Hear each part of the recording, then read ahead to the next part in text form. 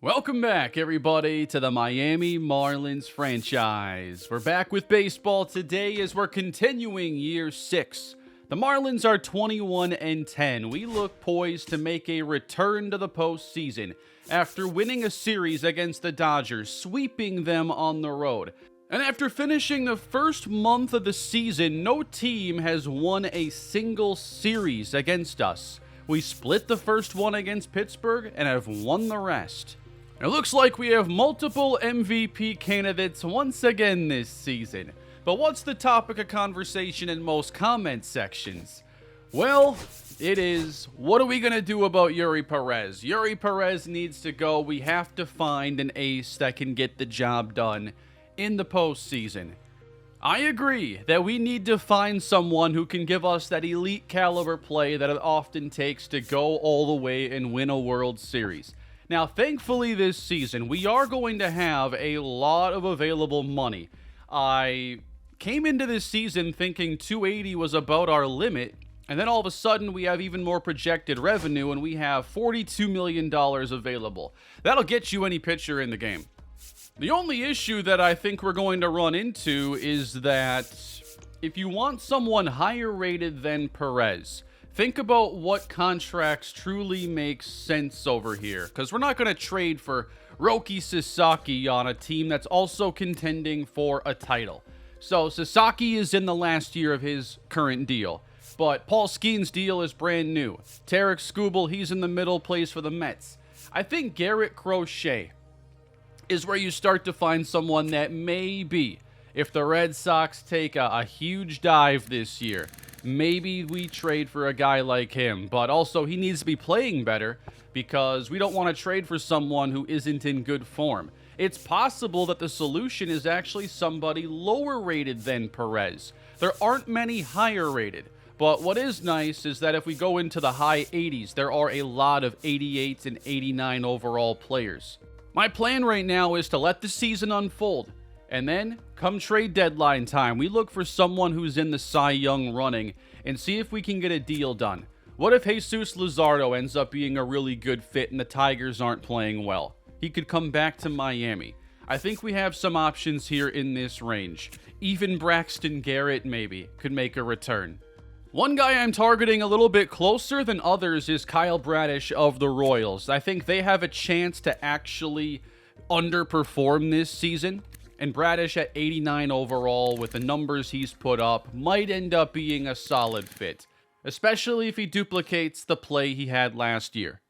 But until then, this is the team that we're working with right now, and it's a really great roster. We're going to make a move today, though, to start things off, and that is going to be moving outfielder Doug Butcher up to AAA. I wanted to see a full month at AA, but I think we have seen enough in 24 games. He is ready for the jump to Jacksonville. And it's time for him to make his AAA debut. He's not taking the field here because he's DHing. He's still in the dugout. My God, Thomas White, that was the worst first inning we could have seen. And here is the AAA debut. Doug Butcher should be at the major leagues at some point this season. Ball, that's out. He's the number 7 left field prospect in baseball and our number 11. That's just ridiculous. He's 11th when he has 70, or he's actually an 80 overall right now with over 90 contact against righties. And he crushes it to right center. First hit. That ball is gone. Welcome to Jacksonville, Doug Butcher. And soon, the Miami Marlins. What a luxury to have a player like this coming up through the system right now. This is the best insurance policy in baseball if you're talking about losing a key piece of the offense. Injuries might be the only thing that can slow him down, and it happened a year ago. But now he's DHing only. His durability is a little bit better and hopefully continuing to climb. You know, after playing college football for a couple days and then coming back to this, to have your first swing be a homer feels really good. Second swing, caught in right center. Again, that sound. 104 off the bat. He really makes solid contact. 97 contact against righties, 60 power. That's a ball. He's so desperate for that to get a strike 3 call. Ah, okay. You got him that time. Well, we stink today, but Butcher gets one more 9th inning at bat. Just stay put. We're down 7. Change up, and the pitcher covers. It'll be a 1-for-4 debut for Doug Butcher, but he sure leaves a good first impression, sending out his first AAA home run. And we'll see how long the wait is now for him to join the big league club. We start the action off today. We just beat the Athletics, and Shane Baz took a no-hitter into the 7th, was lifted, and then the bullpen did give up a few hits, but we still win. Jumping in against the Athletics. The A's are close to winning this one. We split the first 2 games, and we trail by 1 in the 5th inning. Here is Hank Holder, the star prospect of this rebuild, hitting .267. You know, with college football being out, I'm thinking about Road to Glory possibilities. I'm doing the Johnny Sampson series right now, and I imagine it won't take me too long to see it to the end. What would you guys think about an... Ooh, there was a ripping sensation. This is for the pitcher. That may be the last we see of Kudrina for some time. Wow. New pitcher mid-at-bat suddenly. What would you guys think about an alternate career path for Hank Holder? Because I think, I mean, what is he, 6'2", 228 pounds with 99 speed? Can you imagine him at wide receiver? Because that's what I've literally been doing as he strikes out. Like, with those measurables and how much muscle he has, I'm thinking he's A.J. Brown with track speed. I don't know how fun receiver is in Road to Glory. I'd have to check it out, but a Hank Holder receiver alternate career would be kind of fun in theory. I've been kicking that idea around a little bit. Got to see how long the Johnny Sampson series takes to finish first before I think about that one. And 2 down now for Evan Carter. Bounced it. Nice pick to the bag, inning over. So we have tied the game up in the 6th inning. And now we head bottom 7. There's the go-ahead run at third base, and the A's have the infield in. Xavier Edwards. Foul. And Edwards gets hit by Kevin Ginkel, bringing up the one and only Hank Holder. It's a gift-wrapped RBI opportunity. But 2 strikes. Wow, and Hank can't believe it. It's strike 3 on the corner. And here's the home run leader, tied with Jose Ramirez, Evan Carter. Not a guy who goes over very often. 3-2 to Evan Carter. And a ground ball that's knocked down, but the run scores and everybody's safe. Marlins take the lead. Chopper got the out at second. Oh, he dropped the transfer. And Norby now with the drive. Belted to right center. And the lead goes to 4. 3-run shots. Connor Norby with number 9 on the season. Marlins look to take another series. And that's how you make them pay. You know, they had the chance at the double play. But here come the A's in the 8th inning. 2 on for Tyler Fitzgerald, and now just a 2-run ball game. Hernandez hoping for a double play. 2 strikes on Fitzgerald, and this one runs inside, hitting him. Bases loaded for Daniel Susac. How do you miss that call? Not a good start. I mean, these are really good pitches. 2-0 and a drive to left center. No way. And Susak puts the A's back on top. Suddenly, it's 8-6. The backup catcher?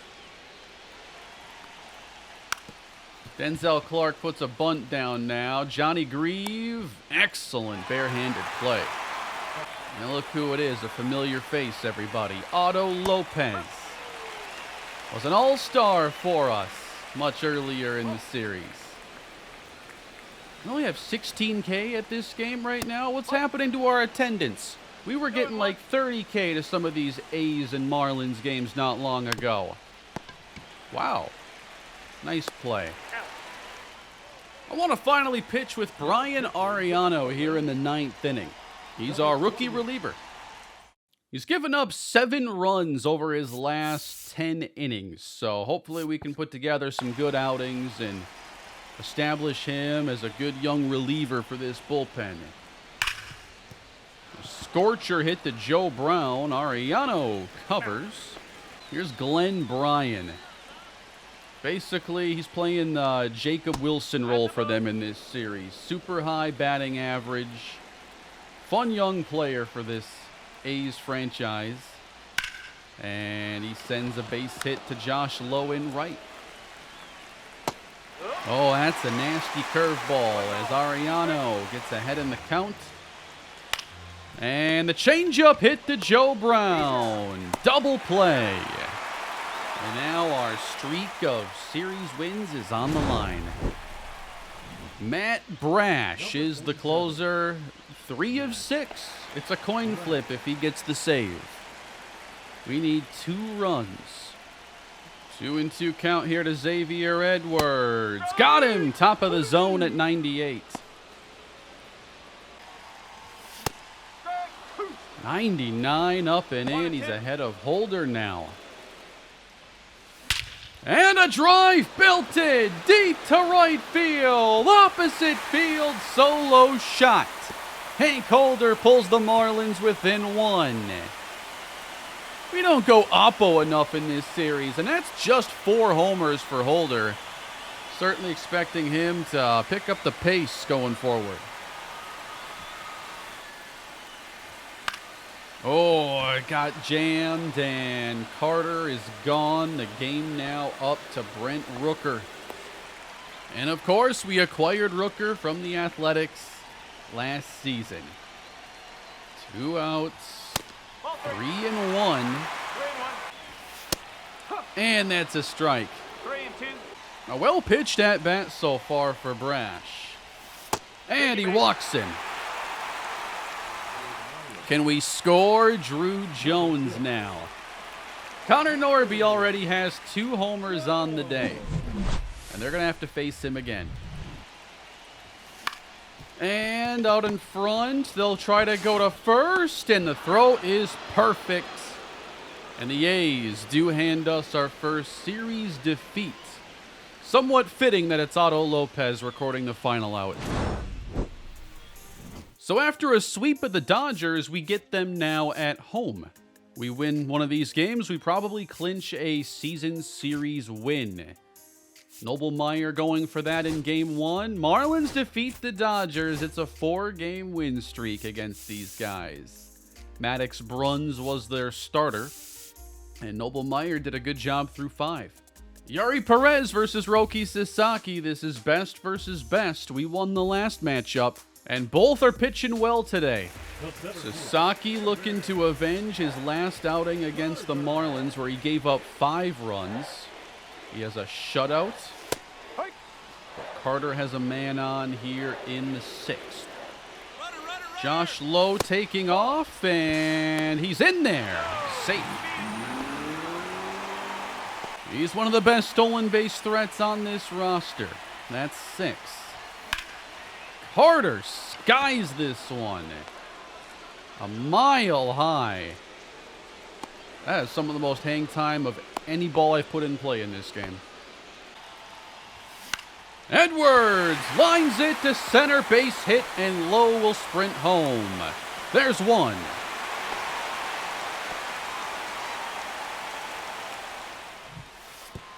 By the catcher, and the second goes Edwards. And this is also not Will Smith catching. Important to know, this is Dalton rushing.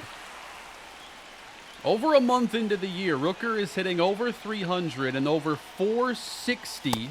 Yes, you heard that right, with runners in scoring position. Got him on the slider.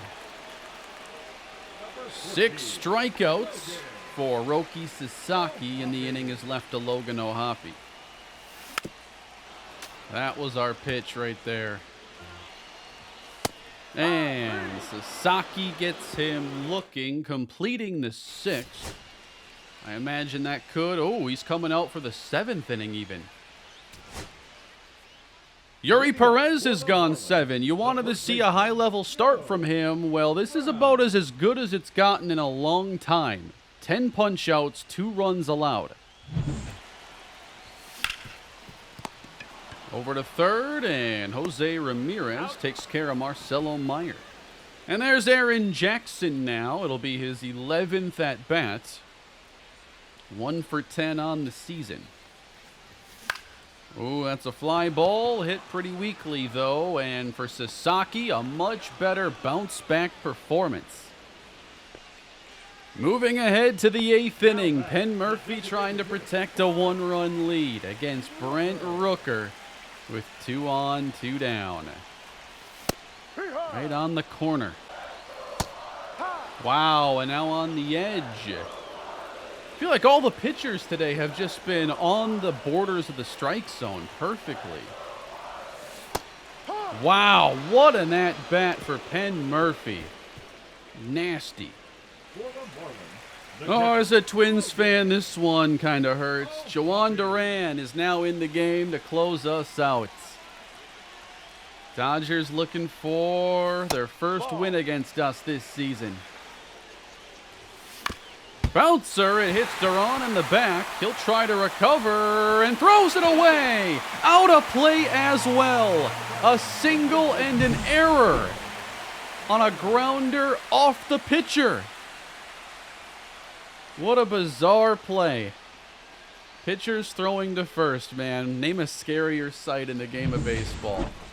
Especially when it's not like close enough for an underhand flip, when they've got to throw and not throw it to the catcher for once. But he gets Joe Brown on 1 pitch, so things are back on track already. As we bring up Meyer, do we have anybody on the bench that can make some sense? Just Johnny. We're going to roll with Marcelo Meyer here. 101 for strike 2. And the curve is sent to Ramirez, who retires Meyer, and we're down to our last out. Aaron Jackson. Okay, maybe this is where I'd rather have Johnny Grieve. And here comes Johnny hitting 275. Get ready to come off the bench cold to face a 97-mile-per-hour splinker and triple-digit fastballs. He's coming right after him, too. 100 and then 102. This ain't where you want to be in this at-bat, I tell you that. Yeah. Strike 3. Just looked at all 3 of them. And the Dodgers do score the win. Hey, Perez pitched really well, though, and I'm hoping to see him still stack good outings. And you have to think about, at the trade deadline, you know, we have the option of trading Perez, trying to upgrade, but the other option is to try and just add a piece and move Perez down to number 2. You know, there are a couple ways we can consider addressing this. In the series finale against the Dodgers facing Shohei Ohtani, wow, we have an injury to a starting pitcher. 1 to 2 months for Shane Baz. I think a couple 15-day stints will be in order here. We did win 1-0. Shutting out this Dodger team is pretty wild. And we got it done. So, speaking of pitching changes then, with no Shane Baz, we need someone to fill in immediately. I don't trust Robbie Snelling with how he's pitched this season. Just hasn't been good enough. At AAA, Thomas White gave up 4 early in that game we had earlier with Butcher. He's given up 4 runs in each of his last 2 outings that went 4 innings. He went 5 previously. The home runs are getting corrected. That was his big major league weakness last season. He had like a 2 home run per 9. Jack Leiter, to me, was the more consistent player last season. And if someone had gotten hurt a year ago, he was easily the first call-up for me. I don't think this is how I want Jorge Vizcaino to make his debut. I'm still waiting for hit per 9 to come up.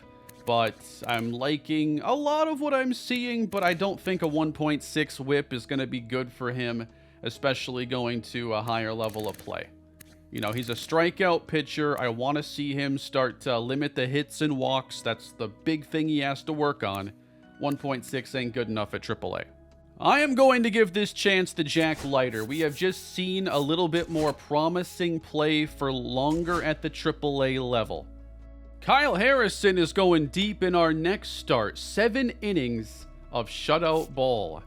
Marlins hold on for a 3-1 win against the White Sox and follow it up with Ryan Pepio getting us a 4-1 win. How about the pitching the last 5 games? 6 combined runs. How about this as our next matchup? We have Noblemeyer versus Max Meyer, who has left the Marlins, and wouldn't you know it, he's having a great season. He was playing pretty well for us. He's actually the #1 rated player, tied with Josh Naylor, on the White Sox. And his ERA is down from last year. His whip is also down. Strikeouts are up. The FIP is about the same, though. And we jump into the 4th inning. Josh Naylor was on that Giants team that knocked us out last year, and now he's in Chicago.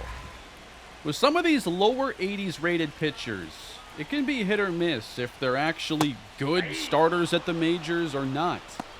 And I feel like we've seen a lot of good things out of Noblemeyer over the past season. Scorch to Hank Holder. That is a quick 2 outs. And grounded to Holder. He'll take care of that one as well. In the 5th inning, same score. Meyer trying to finish the 5th with a runner in scoring position. It's flipped to shallow left in front of Norby, who has to fire home. And the White Sox have tied the game on a bloop single. This is Braden Montgomery, a part of the Garrett Crochet trade return. Slider dropped in. And lined into center where Carter finishes the inning. They're not giving me any Max Meyer scenarios here, unfortunately. Suppose I could just decide to keep playing. Runner takes off here, and Naylor fouls it off as Noblemeyer tries to go 6.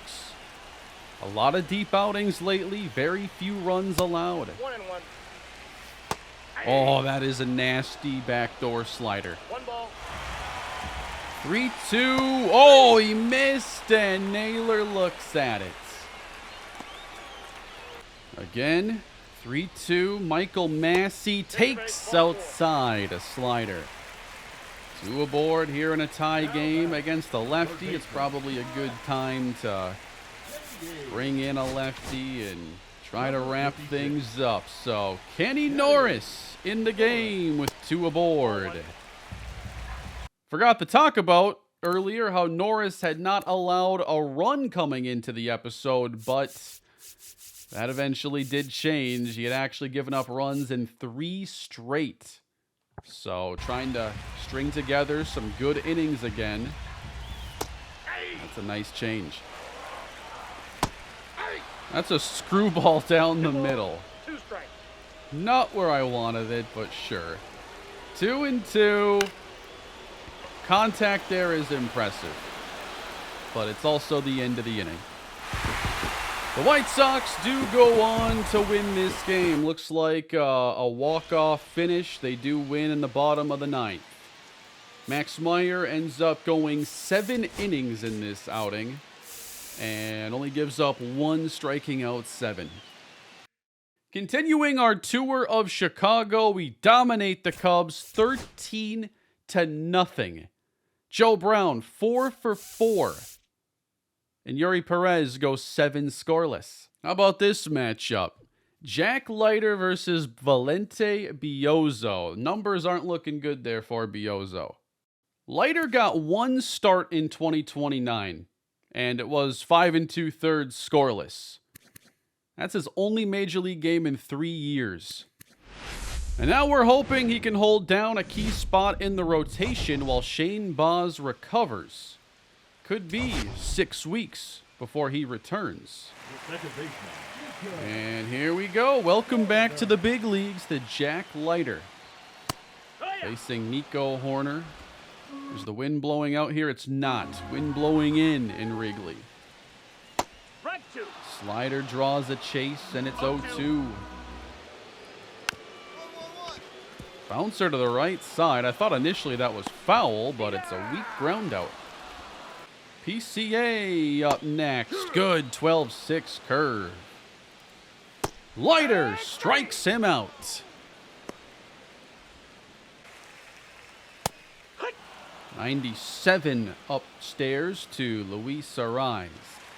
And here's a 3-2 slider for strike 3. What a frame for Leiter. Down the right field line. That's foul. And Leiter strikes out his 3rd straight hitter. Man, he's drawing a lot of chasing and a lot of swings and misses, too. Popped him up. Harmless fly ball. And 2 good innings. Hey, Griffin Conine. He's hitting 288. Did he ever figure it out? He hit 256 last year, and that's the best he's ever done in the full season. With his ratings, I mean, it can work. Like, are his ratings that different from, like, Joe Brown, who's a similar overall? I guess Conine has much better defense, and that's probably propping up his overall a bit. Like, Brown is a better hitter. But I thought Conine would be a lot more successful in this series. Ball outside. Fly ball hit into left field for the out. Oh, wow. Strike 3, Alejandro Kirk. They just cannot make contact, whether it's a good pitch or not. A perfect first trip through the order, too. And the jammed fly ball to right. PCA trying to bunt himself aboard. That doesn't work. All he does is fall behind and send a base hit into right. The Cubs' first base runner. And he takes off while we throw a 12-6. There's no chance. Bouncer from Arraez, 2 down. Hard to throw it much better than that. Kevin Alcantara lines it through or grounds it through, and PCA scores.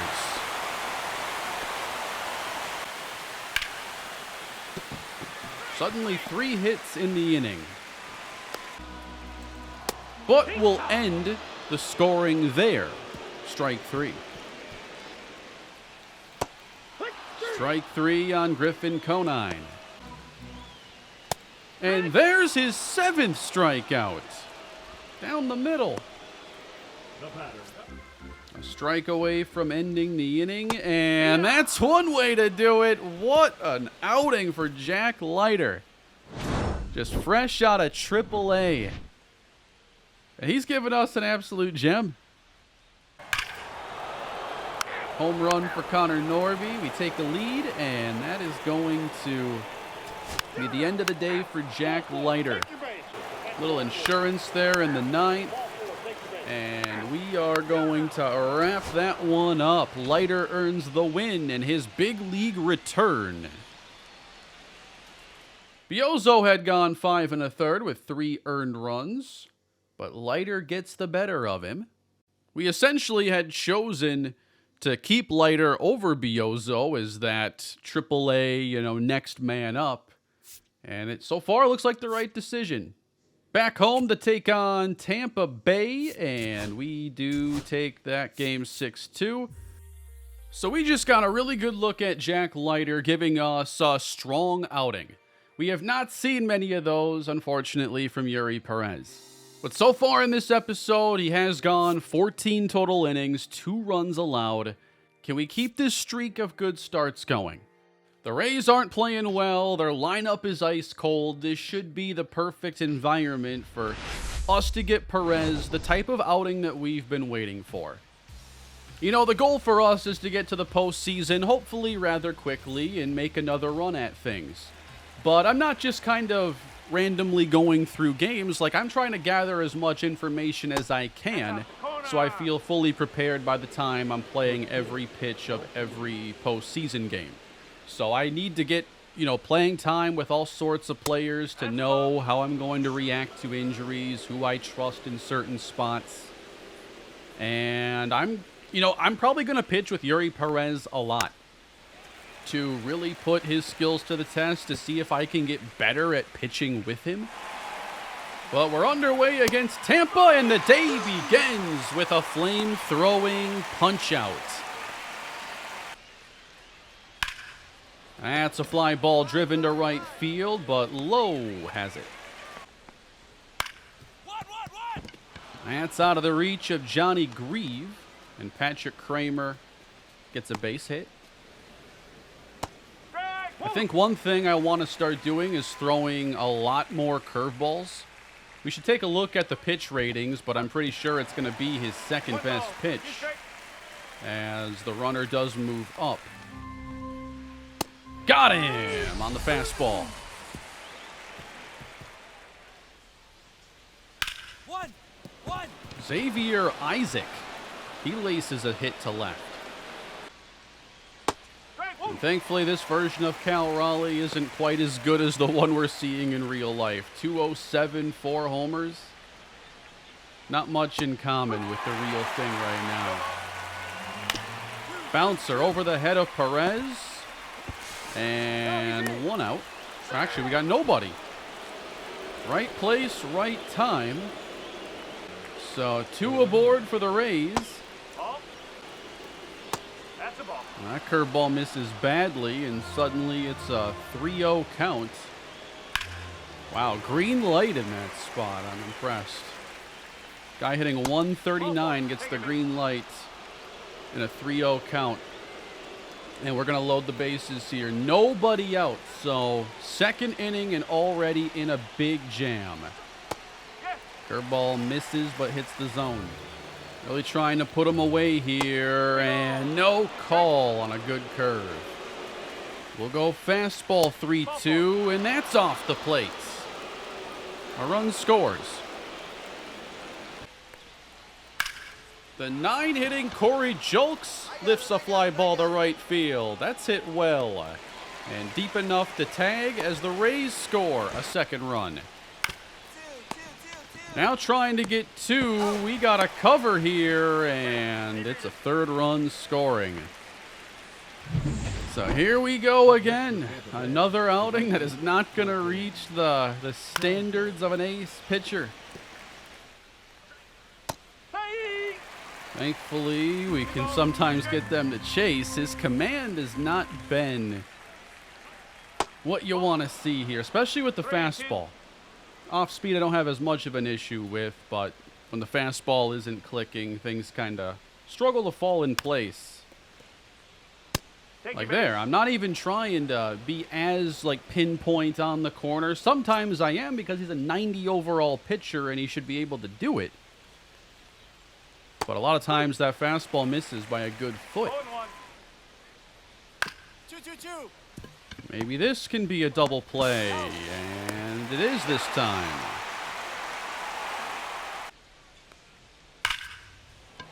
Yeah, just had trouble putting away Raleigh. Eventually he gets one to hit and just misses it. I'm not sure if in a recent patch, if they updated the pitching stamina in any way. I never read the patch notes on this game. But energy doesn't feel too bad. Which, I mean, kind of makes this outing look even worse when you consider all this is early in the game. He's not, like, spent in terms of his energy. 1-1. Ground ball to Joe Brown. And he's just struggling to put away batters. There have been a lot of foul balls. These at-bats keep going on, and eventually they get a better pitch to hit, and they've made good contact. Not trying to throw this one on the corner perfectly, and it's a grounder up the middle. And he's getting yanked right there out of the game. He's done. What are we going to do? Well, we're still going to win the game. That's what we're going to do. Brian Ariano gets the victory. We tack on 9 runs. Wow, drops 7 there in the bottom of the 5th inning. Connor Norby's red hot, man. He just keeps blasting home runs. He's actually second now on the team with numbers very similar to Brent Rooker. Norby, wow, why are the ratings going down, man? Why? We just keep repeating matchups. It's Jack Leiter versus Valente Biozzo again. And Leiter helps us put together an 8-3 victory, 3rd consecutive win. Homers for Carter and Joe Brown, and Jack Leiter has been great through 2 games. How about this, though? 3rd in the National League in ERA is new starting pitcher Kyle Harrison. And he's in terrific form, only allowing 3 home runs to this point. He's just a really stingy pitcher. You're not going to get a lot of chances against him. You got to make the most of the opportunities you get. And he's been lights out. Jumping into a game against the Chicago Cubs, and we're down 1 in the 4th inning. Joe Brown at the plate, still hitting .223. Not maintaining the success of a year ago. Let's see his recent form. He is hitting .263 over his last 10. He has a bit of a hitting streak going now. So, still waiting to see if he can pick up his play. I don't think he's close to being optioned or anything like that. That's a nasty bender there from Reed Detmers. The season Josh Lowe is having is impressive. These guys tend to do it when there's a contract coming up. And left on left is the challenge. And Detmers strikes out Lowe to finish the inning. But I wanted to see Kyle Harrison now. We're going to be a little more pitcher-focused in this episode. 5 punch-outs through 4. He has given up a pair of runs. And usually that's all you're going to get against him. PCA puts the bunt down, Druw Jones style, and reaches. Especially after I don't have a good outing with a guy like Perez. I just want to keep pitching and see, like, is it me partially? Or can we isolate this as more of a Yuri Perez dilemma? I mean, we just had that great outing with Jack Leiter, of all players.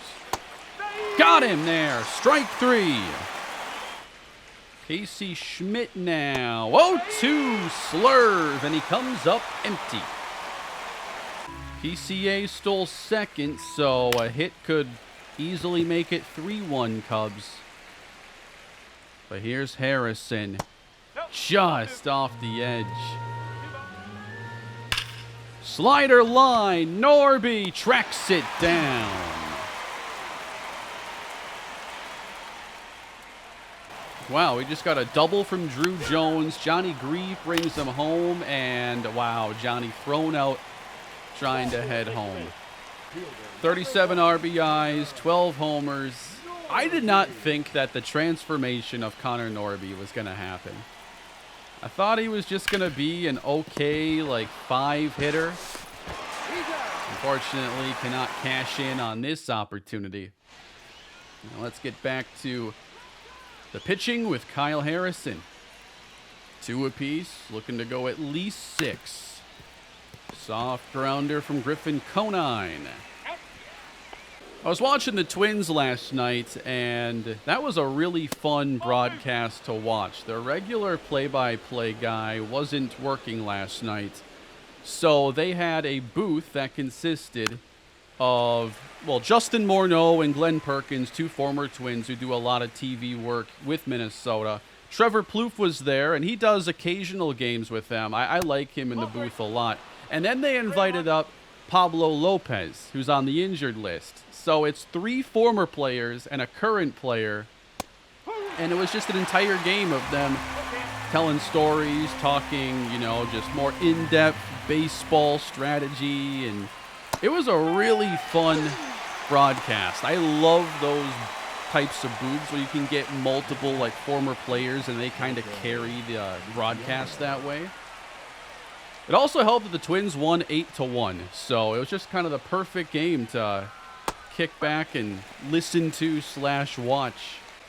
I think baseball's in an awesome spot right now. I feel like the games are just every day. There's so many good games I can't get over, and I can't, like, every day during the season it feels like there's something big happening, whether there's, you know, a performance like Willie Abreu had with the inside the park homer and the grand slam like last week. Or, you know, last night, Lawrence Butler had a first pitch inside the Parker and then, you know, had a more traditional home run later. There was an immaculate inning yesterday. 2 more robbed home runs as the Padres won 1-0 off of Luis Arraez's solo homer. We got Jacob Mizorowski continuing to look dominant. The Pirates can't get Paul Skeens a win. Like, oh, wow, I should have gone to first. That's my fault. Baseball's just on fire right now. It really is. With all the young talent and where some of these teams are. I'm having a great time with it across the board. Playing the game, watching games. We got 2 on here, 2 down, and Nico Horner rips one down the left field line. Cubs will tack on a 3rd run, going for the 4th. Holder, good throw, and that's how the inning will end. It will be a quality start for Kyle Harrison, but I mean, 6 innings, 3 runs, that's not even his usual standard right now. Oh, Hoppy, deep to left here in the 6th, and that's going to bang off the left field fence. And he's going to be thrown out trying to make it a double. That play has not happened to me in this game. Pete Crow Armstrong is an alien-created player. He's unbelievable. And I don't even regret sending him there. Am I supposed to read that as a single? That's the first time it's happened. Oh, Hoppy isn't even slow. Joe Brown, sharply hit, and more great defense help out the Cubs. The right fielder, number 15. Coming into the game is Kenny Norris. Number 56. He's been phenomenal, and he'll face Pete Crow Armstrong. A bunt again to the right side, but Kenny cuts it off. Arise. Oh, Holder stretches, fires. Oh, Joe Brown taken off first base. That's an infield hit for Luis Arraez. Oh boy, high fly to deep left. Norby on the track. He is there. That screwball got us in some trouble. So that's one of my pitches here against these righties. Just don't want too much of the plate. Like, that's better. Then we go to the fastball. Man, I feel like the umpires are missing so many calls today. And it's on fastballs, too. Into center, Druw Jones. Easy mode. Numbers on Druw Jones, though, are not great. He's obviously a phenomenal defender, great on the base paths, but what about other options we may have that have a more complete package? Chet Bori is injured, so he's not going to be taking Jones' roster spot anytime soon. There's a chance that Doug Butcher takes that spot, although we'd have to figure out kind of what we're doing defensively then. Man, I've been swinging at all these high fastballs today. I wish I missed. Norris continues on here into the 8th inning. Another low attendance game. Why isn't the stadium as packed as it was a year ago? That works. Let's see if he can catch up to it. Norris induces a fly ball for Druw Jones. I think what we're getting closer to is Doug Butcher maybe taking that Aaron Jackson spot, but we still need someone who can back up first base. And that's where P.J. Morlando has a little more flexibility than Druw Jones. I don't know, because Jones... Oh, Norby, show off the arm. Oh, he got him! Yeah!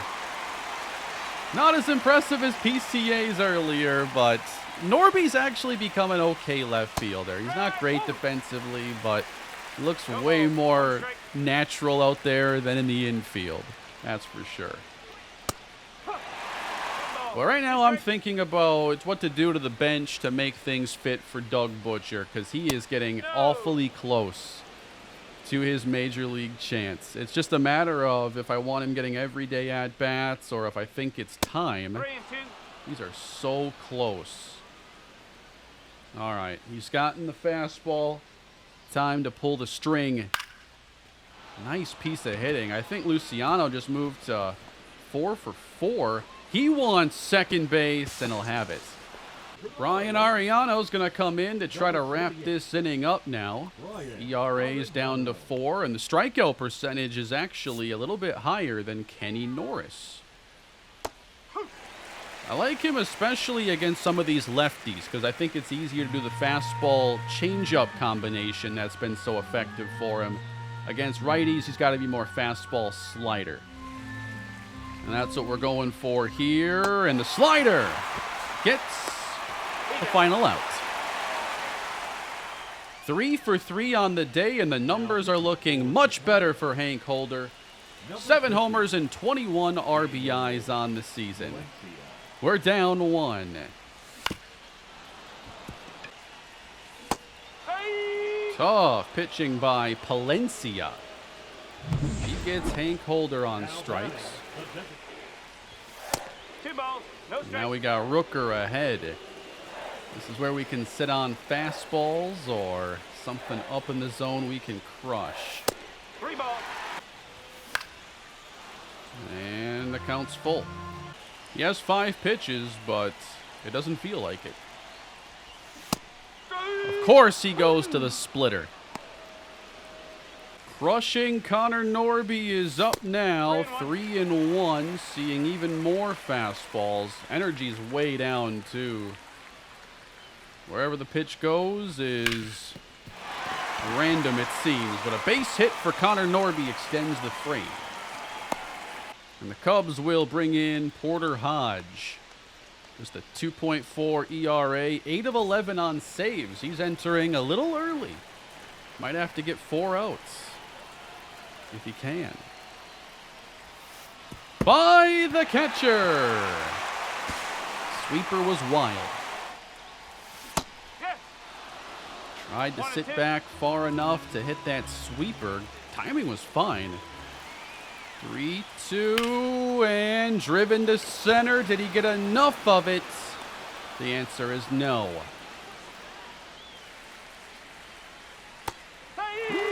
Good changeup. Try to be careful throwing those right on right or left on left. Oh, that got a called strike 3. This is not the best day. This is one of the worst episodes I've seen for umpires calling balls and strikes, without a doubt. All right, 1-2. We're going high fastball. Decent pitch. And now we're going to go change up off of it. And that is strike 3 looking. Ariano's got some impressive pitching in him. I like him a lot. I should have taken him out for this at bat, but full count now on Luis Arraez. Can Ariano finish it off? He does! Another called strike 3. And so it is bottom of the ninth. Marlins need 1 to tie. Here's Joe Brown. Back up the middle, first pitch, base hit. And we have some options to run for him. Insert, well, not Evan Carter here. We're going to put in Xavier Edwards. Because Druw Jones is set to hit in this inning. We'll pinch hit Evan Carter in that spot. If we even get there. Josh Lowe! Wow! That's a game winner! Way up there! Marlins win! Evan Carter's day off remains intact. 2 pitches in that inning. That's why it's risky sometimes to throw the closer out there in the 8th inning unless he's really that nasty. But we got to see 6 pitches before this inning, and then he just comes out fastball, fastball. Got him dialed up. That has got to be one of the cheapest tickets where you could actually catch a home run ball. That was awesome.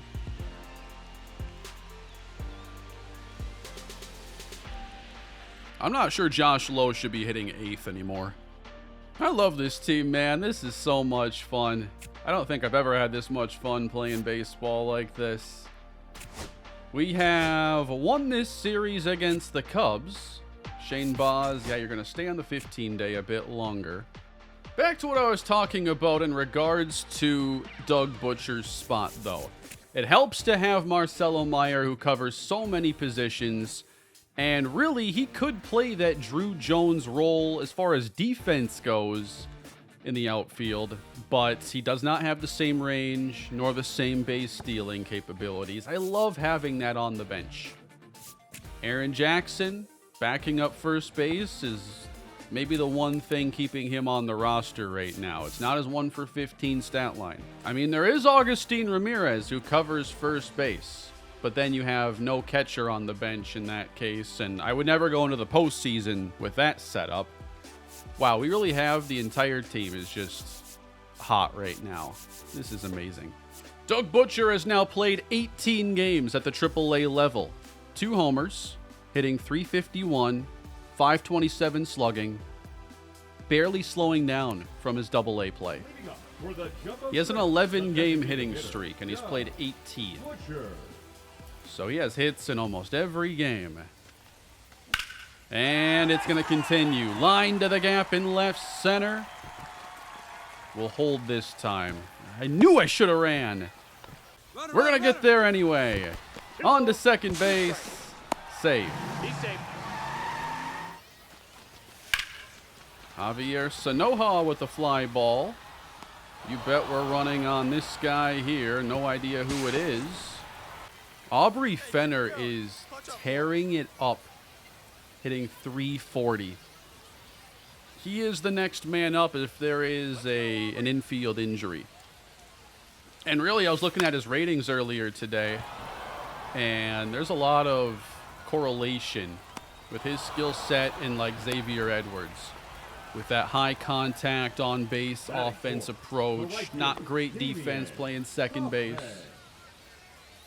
Here's Damian Kaufman with 10 homers on the season. Can he drive home Doug Butcher?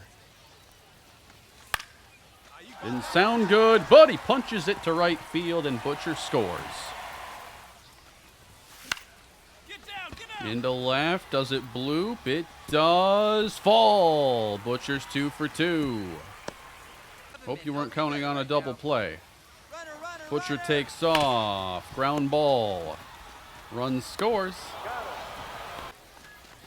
Man, Doug Butcher can really draw a crowd. Check out this minor league stadium right now. This place is packed. We got one of the most watchable farm systems in all of baseball. That's going to be into right, but caught. Butcher on the first pitch. Well hit ball to right for an out. And now the right-handed version of Doug Butcher in the 5th.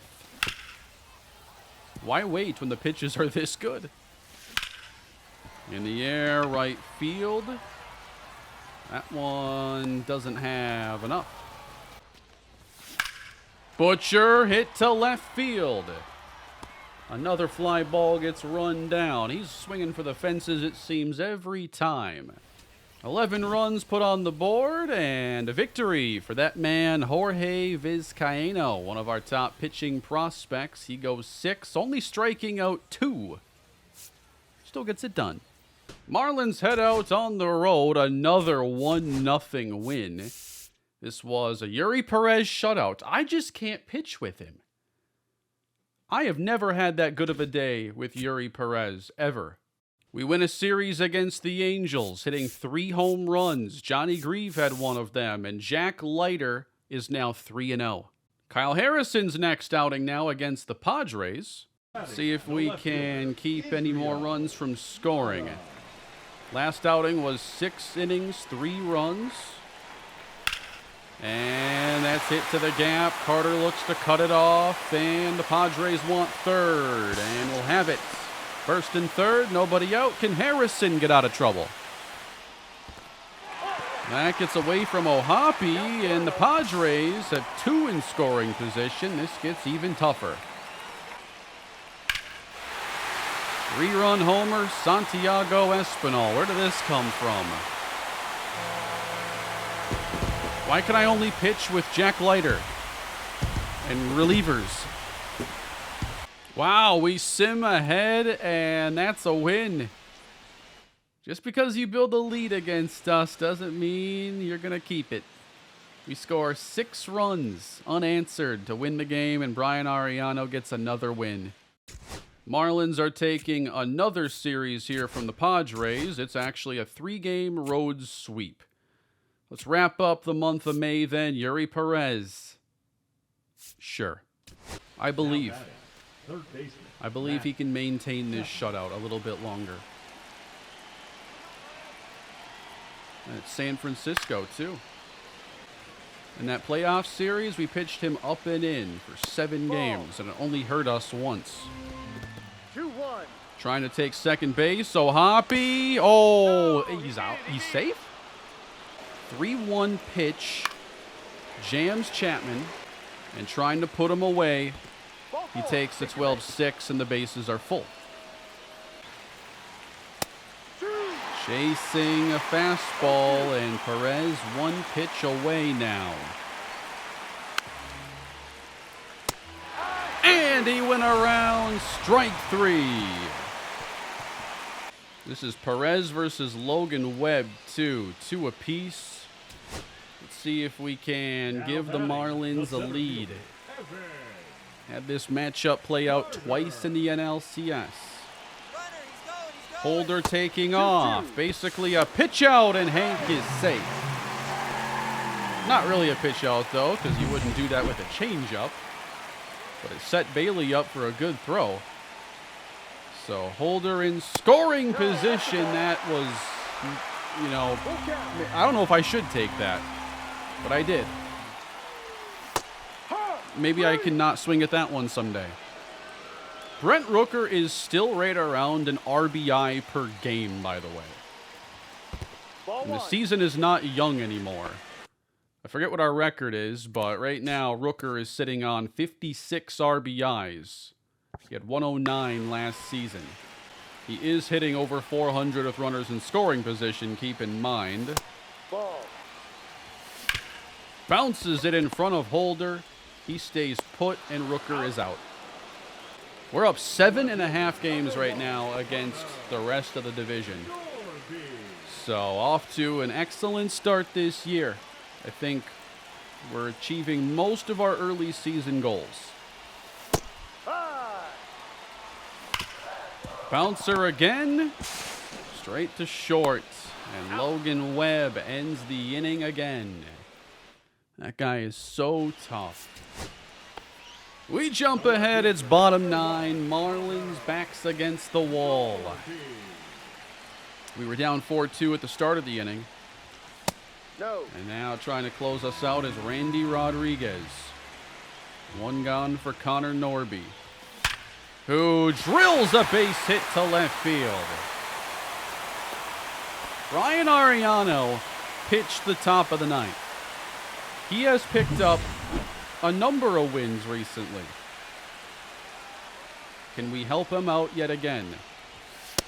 Joe Brown. I don't think I've had, anything too impressive with him this year. He does have a homer, though. The numbers are trending in the right direction. Druw Jones is now in the game. And Randy Rodriguez pitches inside, and Jones has taken second base. Uh-oh. And the wrist of Druw Jones is now injured. This has the looks of a significant problem. Jones will need to be removed and might even be in store for a lengthy injured list stay. Wow. Is that going to be how we get Doug Butcher to the major leagues? Injury is sometimes the quickest way to open a door for opportunity here. Ball.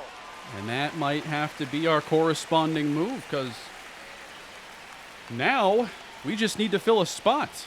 We have every position covered with who is on the team right now. And it's up the middle, sliding stop. 2 down, tying run at third. What a way to finish this episode, though. One of the biggest injuries that we've had all year. Can we bring home the tying run, Logan O'Hoppe? Ball. 3-0. Who's on deck? Josh Lowe. Has he been clutch lately? Oh, that was 3 balls, 1 the strike. pitch I wanted all along. O'Hoppe slicing foul, and here we go. It's a drive to center, but he did hit it late. And this game is over. San Francisco beats us, and we lose Druw Jones in the 9th inning. A fractured wrist will keep Druw Jones out 1 to 2 months. Is it time, everybody? Will Doug Butcher be making his major league debut? He had 22 games at AA, now 24 at AAA, playing at an elite level at both stops. Now 98 contact against righties, now 56 durability. I believe it was a 50 when he got injured last year. What awaits us next episode? Thank you all for watching today's video. We're going to end the day with the Marlins at 38-18. I'd love to tell you that's the best record in baseball, but it's not. The Angels own that at 42-14. We have the 3rd highest batting average, the 2nd most runs scored in the game, and the 2nd most homers. The Dodgers have 101.